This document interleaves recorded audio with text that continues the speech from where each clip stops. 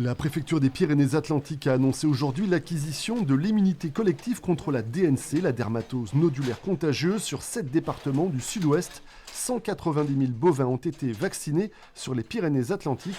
Toutefois, il faudra encore attendre 60 jours pour pouvoir exporter les bêtes vers l'Italie ou l'Espagne notamment.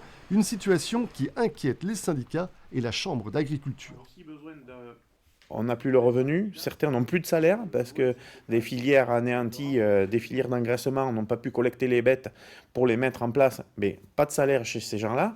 Donc comment on fait aujourd'hui pour vivre avec un trou pendant 4 mois ? Sur le département, l'enveloppe de l'État, 1,7 million d'euros pour compenser le surcoût alimentaire des bêtes bloquées, est largement insuffisante. Il manque 900 000 euros et ce n'est que le début. Le blocage des animaux sur le département est un manque à gagner pour les éleveurs d'un montant estimé aujourd'hui à 21,3 millions d'euros.